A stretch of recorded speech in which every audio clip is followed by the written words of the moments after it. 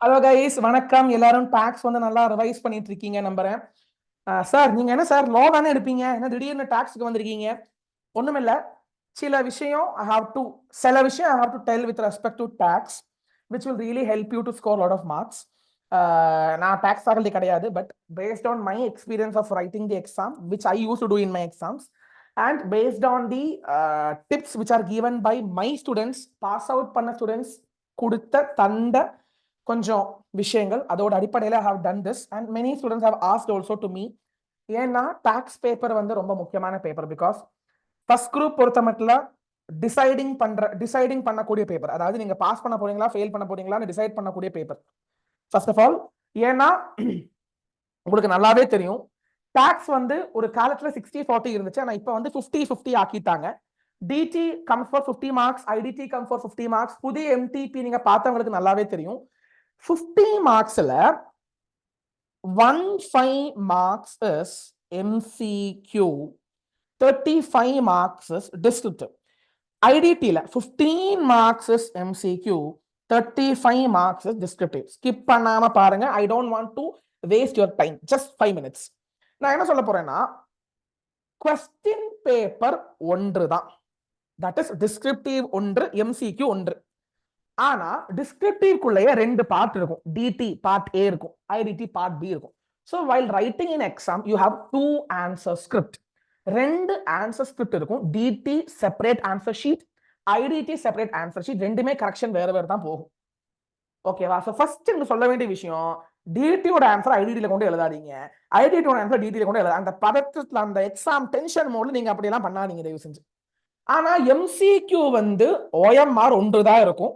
It won't be OMR sheet.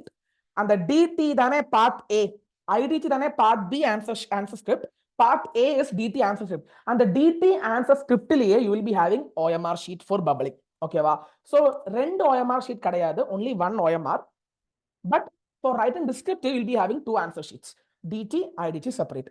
Question paper ஒன்று தான் இருக்கும். ஸோ ஃபர்ஸ்ட் ஆஃப் ஆல் நான் கடகடான கொஸ்டின் பேட்டர்ன் சொல்லிடுறேன், which I have analyzed based on MTP. Descriptive 35 marks, of course you all know that first question comes for 15 marks, 15 marks first question, which is compulsory question followed by 10 marks, 10 marks, 10 mark, which means out of these three choose two. அப்படினா 20 plus 15 எவ்வளோ? 35. choose best two. அதே மாதிரி IDD பொறுத்த மட்டும் 15 marks is compulsory, 10 10 10. இந்த மூணு வச்சு again from these three you have to choose any best two. So this is how the question paper pattern is going to be. 15 MCQ, 35 marks, 15 marks will be compulsory and 10 10 10.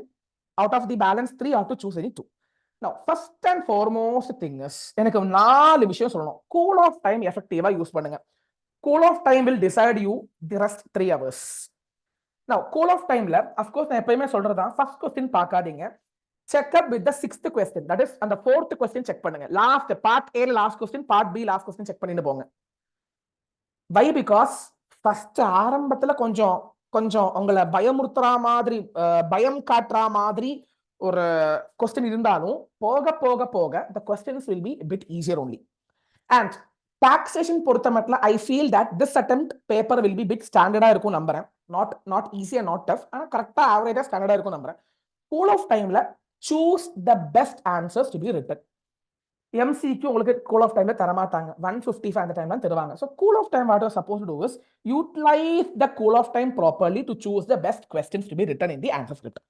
Second thing is time management, which is very very important. time management நான் எப்பவும் சொல்றேன், 2 hours 2 to 2 hours 10 minutes maximum you take it for descriptive.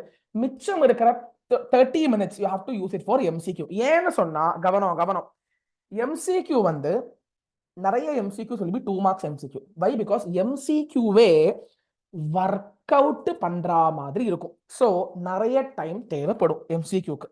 But ஒரு விஷயம் சொல்லணும், ஒரு MCQ பண்ணினேன் sir, அது வந்து கிடைக்கல சார், எனக்கு வந்து ப்ராப்பராக ஆன்சர் வரல சார், அதே வச்சுக்கிட்டு உட்காந்துருக்காதீங்க. உங்களுக்கு ஆன்சர் கிடைக்கலையா, go to next. Don't unnecessarily waste time. அதே மாதிரி டிஸ்கிரிப்டிவ் பண்ணிட்டீங்க, உங்களுக்கு செக் பண்ணணுமா, இப்ப செக் பண்ணாதீங்க, நெக்ஸ்ட்டுக்கு போயிடுங்க. சும்மா கால்குலேஷன் கிடைக்கல சொல்லி அங்கேயே உட்காந்துக்கிட்டு இருக்காருங்க. Try to attempt for 100 marks during that time management. அதுதான் ரொம்ப முக்கியமான விஷயம் with respect to tax. And இப்பதான் நான் சொல்ல போற விஷயம் which will help you to increase the marks, more mark strategy, more marks strategy and writing the section. Sir section number எழுதணுமா சார்? பொதுவாக எழுத தேவையில்லை. ஆனா உங்களுக்கே நல்லா தெரியும் first question will be computation of total income, DT ல, GST ல computation of tax liability, other related questions இருக்கும். அந்த கொஸ்டின் 15 மார்க்குக்கு இருக்கலாம், ஒரு 10 மார்க்குக்கு இருக்கலாம். First question 15 mark, 10 mark 5 mark எப்படி வேணா போடலாம்.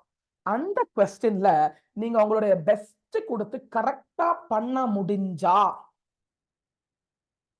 your chance of clearing this paper is very high, because computation of total income கரெக்டா நான் ஃபைனல்ல நான் டாக்ஸ் பாஸ் ஆனதுக்கு முக்கியமான விஷயம் கம்ப்யூட்டேஷன் ஒழுங்கா பண்ணேன். அண்ட் எம்சிக்கு ஒரு 15 மார்க்ஸ் கரெக்டா எனக்கு வந்துருச்சு. எம்சிக்கு 30ல 15 மார்க் எடுத்துட்டேன்.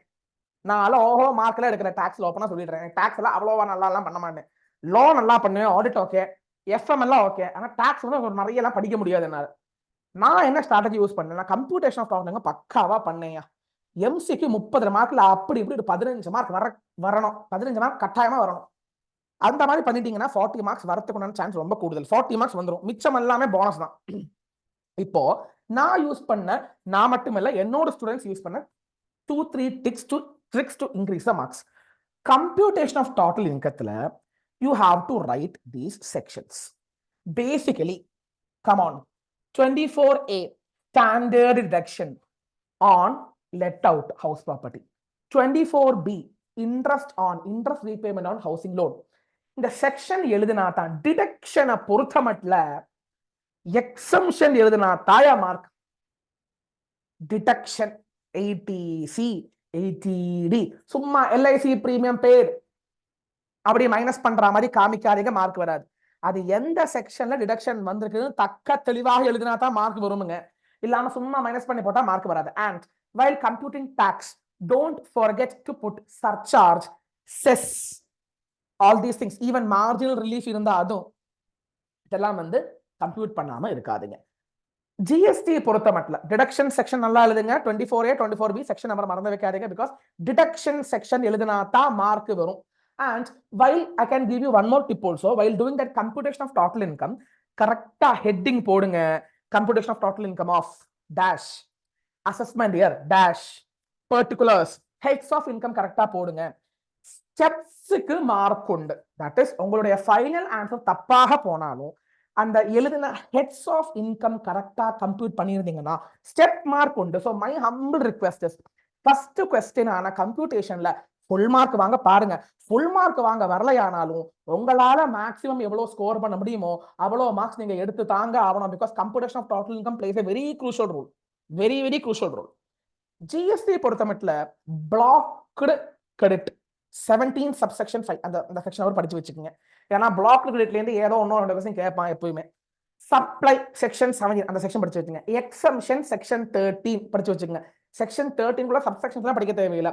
எக்ஸம்ஷன் பத்தி கேட்டாங்கன்னா as per section 13 of CGST Act அப்படின்னு எழுதி போடுங்க.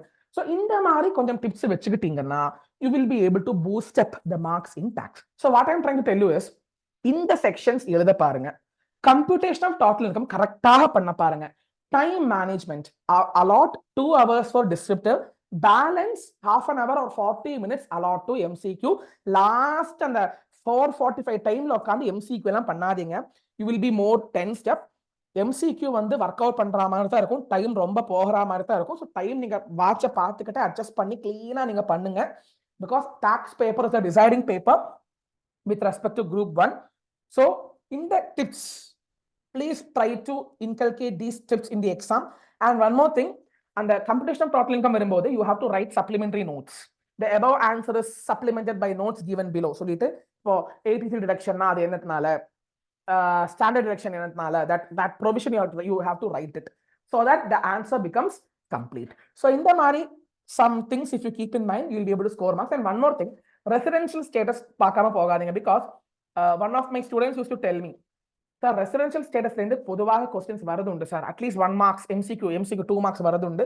ஸோ ரெசிடென்ஷியல் ஸ்டேட்டஸ் பார்க்காம போகாதீங்க. That 2 marks you will be able to score more. Because tax பொறுத்த மட்டும் 2 மார்க்ஸ் எல்லாம் ரொம்ப ரொம்ப முக்கியம். 38 + 2 40 you will win. Yes or no? So இந்த மாதிரி ட்ரிக்ஸ் கொஞ்சம் நீங்க வந்து ஆல்ரெடி உங்களுடைய ரெஸ்பெக்டிவ் ஃபேக்கல்டி நல்லா சொல்லி கொடுத்துருப்பாங்க. Please follow that. என்னோட சைடில் இருந்து இந்த கொஞ்சம் மசாலாஸ் ஐ ஹவ் ஆடட். இந்த மசாலாவும் நீங்க ஆட் பண்ணி தூக்கலா எக்ஸாம எழுதிட்டு சூப்பரா வாங்கடா. அப்போ ஆல் த வெரி பெஸ்ட். நன்றி, வணக்கம். This is CA Seshadri signing off.